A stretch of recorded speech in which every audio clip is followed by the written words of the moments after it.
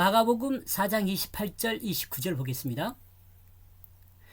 28절 개역성경. 땅이 스스로 열매를 맺되 처음에는 싹이요 다음에는 이삭이요 그 다음에는 이삭의 충실한 곡식이라. 그 땅이 자연스럽게 열매를 맺는다. 땅이 열매를 맺는 것은 이해가 가지 않는 부분이죠. 근데 이것을 이제 사람으로 생각하면은 이해를 가죠. 그러므로 이 부분은 인간을 땅으로 표현한 부분이라고 볼 수 있습니다. 인간은 자연스럽게 열매를 맺습니다. 복음이 들어가면.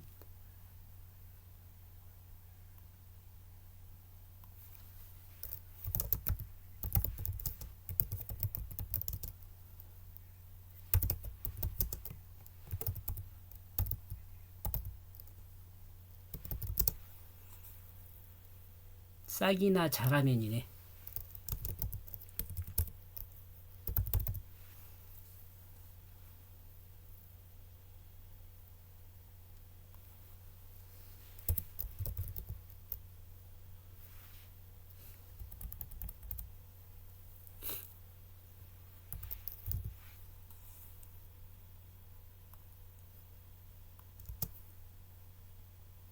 싹이나 자라면 자연스럽게 열매를 맺습니다. 즉 인간은 하나님 말씀을 마음으로 받아들여 행하면 자연스럽게 열매를 맺게 된다는 거죠. 좋은 땅인 하나님의 사람에게는 복음 후 씨가 심기면 결실하게 됩니다.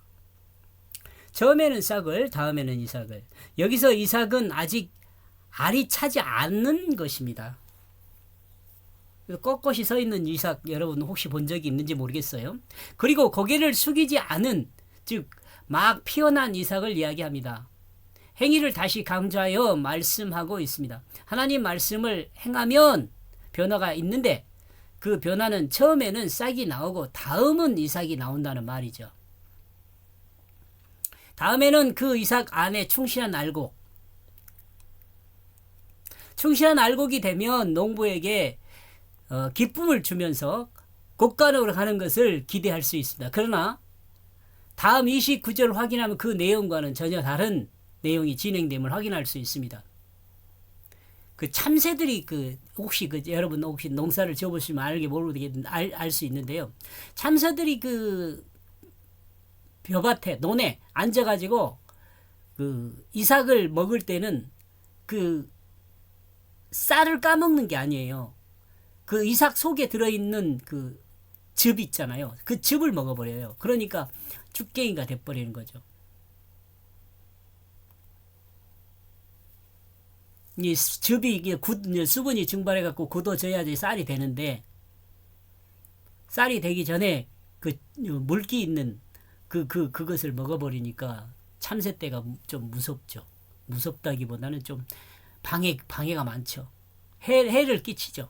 마치 해충과 같이. 28절요. 정리한 내용요.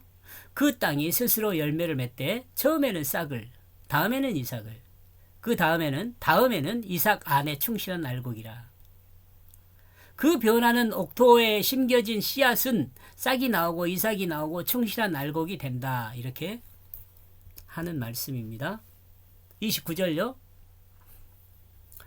개역성경. 열매가 익으면 곧 낫을 대나니 이는 추수 때가 이르렀습니다. 제가 번역한 내용. 그러므로 언제든지 그 열매가 있게 된다면 그는 즉시 낫을 보낸다.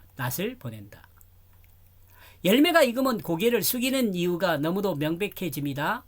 사전의 내용을 확인하여 알 수 있듯이 열매가 익으면 이란 단어는요. 열매가 익으면 단어는 사용하도록 넘겨주다.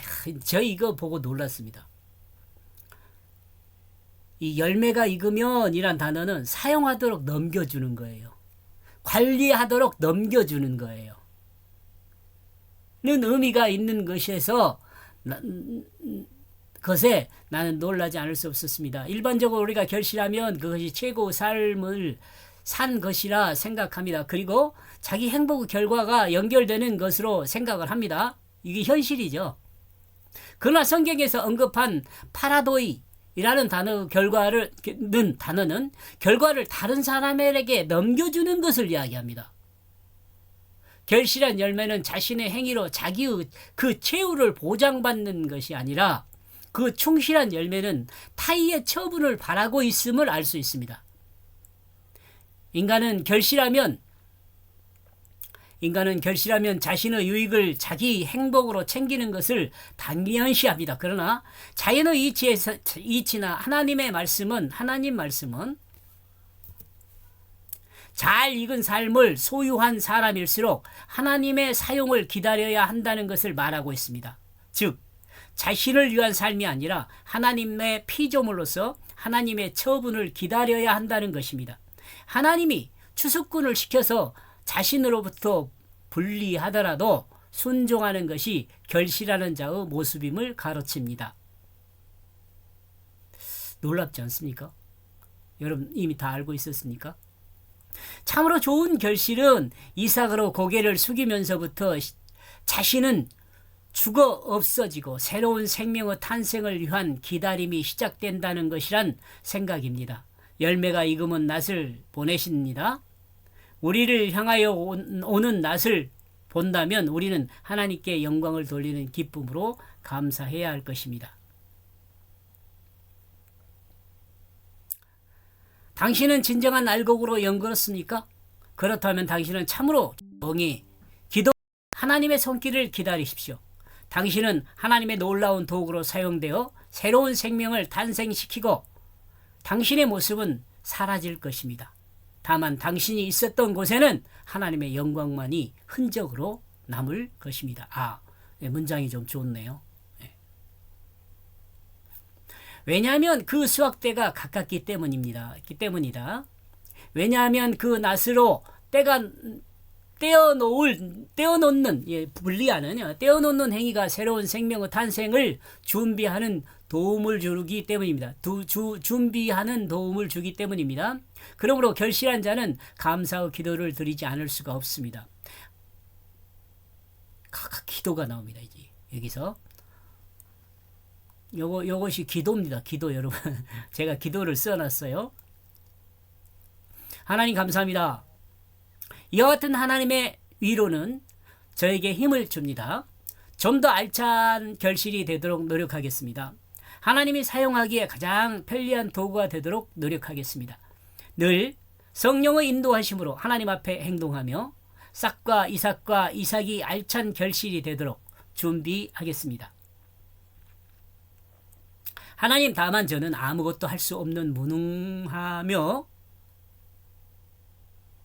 무가치한 자이오니 전능하신 하나님의 목전에서 늘 벗어나지 않도록 막대기와 지팡이로 나를 안위하여 주시옵소서.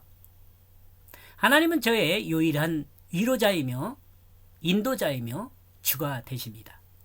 내가 낙심한 그때, 두려워 헤맬 때 늘 함께하여 주심을 더욱 강하게 믿고 의지하여 주십시오.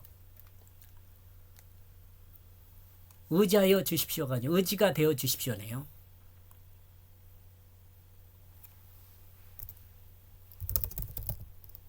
의지가 되어 주십시오.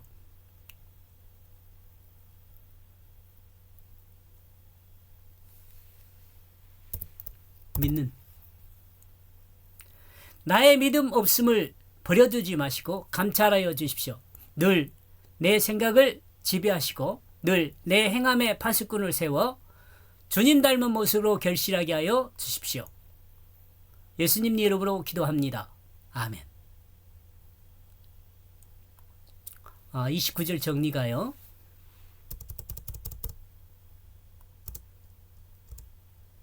그러므로 언제든지 그 열매가 있게 된다면 그는 즉시 낫을 보낸다. 왜냐하면 그 수확때가 가깝기 때문이다. 여기까지 보겠습니다. 고맙습니다.